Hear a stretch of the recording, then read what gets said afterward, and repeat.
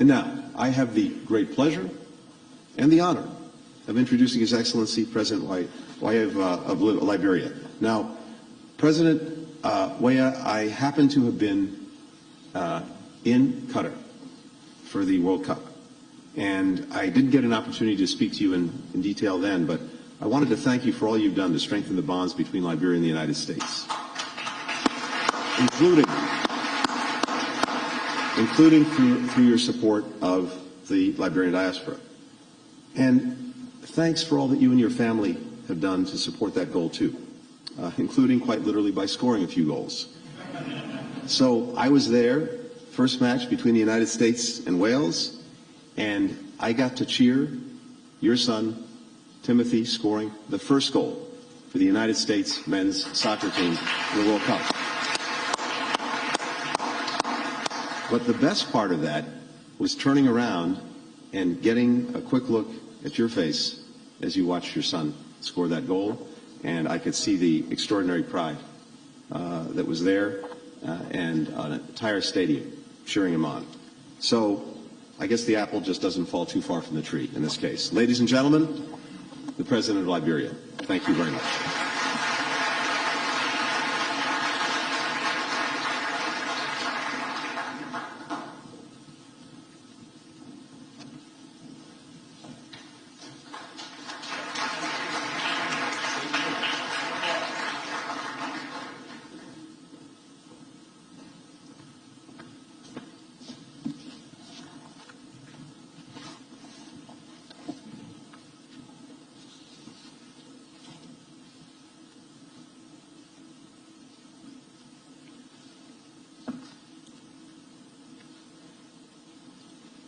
The Honorable Antony J. Blinken, Secretary of State of the United States of America,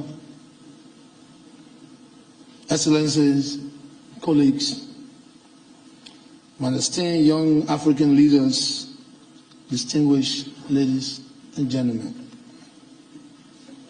I bring you warm greetings and best wishes from the friendly people of the Republic of Liberia. It is indeed an honor to join my colleagues from Africa to participate in this year's U.S.-Africa Leaders Summit. On behalf of the government and people of Liberia, and in my own name, I would like to extend heartfelt appreciation to the Honorable Joseph R. Biden, Jr., President of the United States of America, and the government and people of the United States for the invitation to be in attendance and participate in this important summit here in Washington, D.C.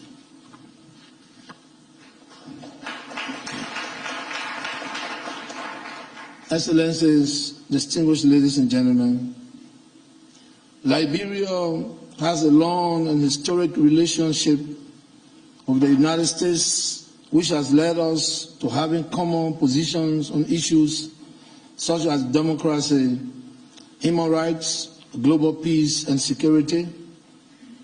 We hold the views that this summit will strengthen our partnership and increase our commitment to foster strong cooperation in seeking the broad interests of our respective countries in particular and the world at large. Liberia believes that such engagement between Africa and the United States will improve and strengthen bilateral and multilateral relationships, foster peace and security on the continent of Africa.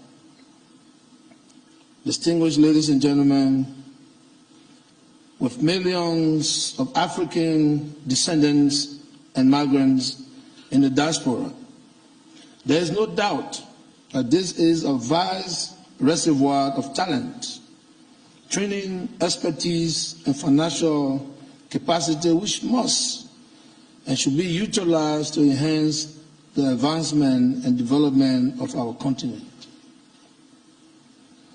This collaborative effort will serve as the bridge connecting Africans in the diaspora back to their collective roots and cultural identities. It is therefore our responsibility as leaders to recognize and acknowledge the significance of these many millions of our compatriots living in the diaspora communities, whose contributions are necessary for the growth and development of our continent. Although physically separated from the motherland, they have a major influence on the socio-economic, cultural, and political landscape of their respective countries, which should not be overlooked or underestimated. In recognition of the value of our Liberian diaspora community, at the inception of my administration nearly 5 years ago, I embarked upon the process of removing restrictive laws to encourage the Liberian diaspora to contribute more to the development of our country. Today, I am pleased to inform you that in July this year, I signed into law an act authorizing dual citizenship and allowing women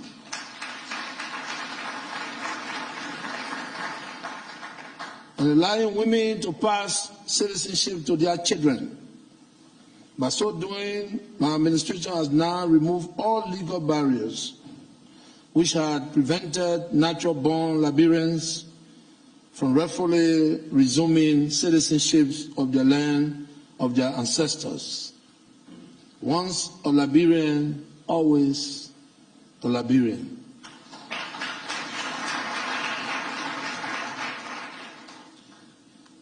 This is a demonstration of my government's commitment to ensure that our diaspora is not left out in the national reconstruction and development of Liberia. We consider the Liberian diaspora community as a valuable asset to our nation's growth and development, and therefore participation is an important part of the nation-building process. Excellency, distinguished ladies and gentlemen, Africa's future ought to be bright. We have the potential to turn around the green outlook of the continent that is presented in the news daily.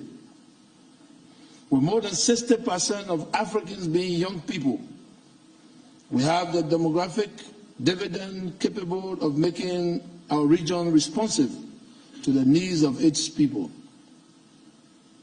The role young people and the general African diaspora must play in addressing the needs of the continent must be through innovation, investment, and knowledge transfer.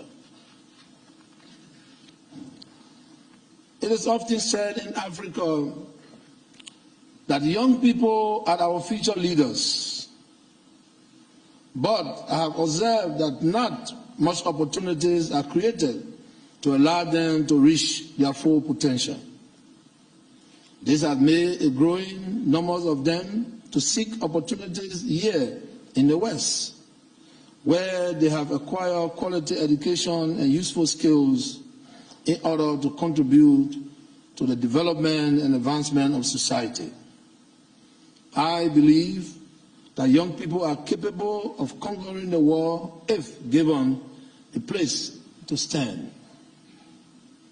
From a poor and a humble background growing up in the slum of Gibraltar in Liberia, I managed through hard work, discipline, and determination to climb to the top of my career as a professional footballer. While pursuing my professional careers in the diaspora myself, I took back many investments to my home country, Liberia, also Zanzibar, Cote d'Ivoire, and other parts of Africa.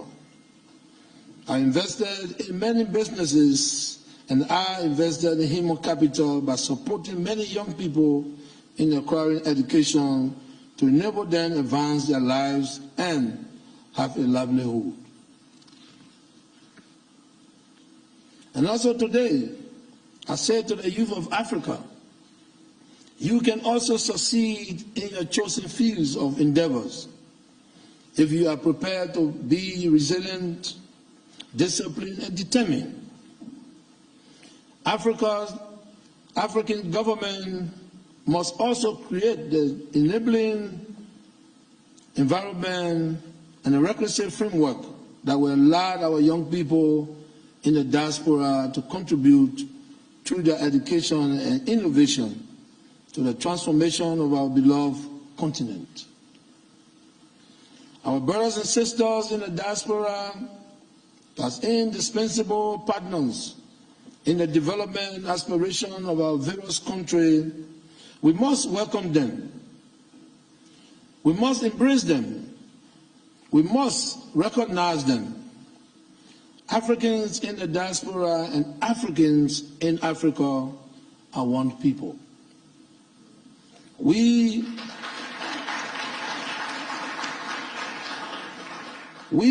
can succeed if we allow peace to reign. And we can succeed if we lay the framework for our young people to have a smooth transition in the democratic process.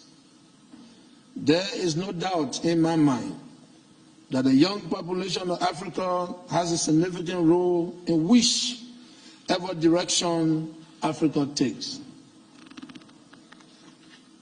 So, my distinguished African diaspora brothers and sisters, I would like to invite you to join us in helping to build a new Africa where peace, unity, democracy, human rights, comprehensive freedom, tolerance, togetherness, cooperation, reconciliation, equal opportunity for all, so that growth and sustainable development will be the cornerstone and foundation for the future of Africa. God bless Africa. God bless Liberia. God bless the United States of America. May God bless us all. I thank you.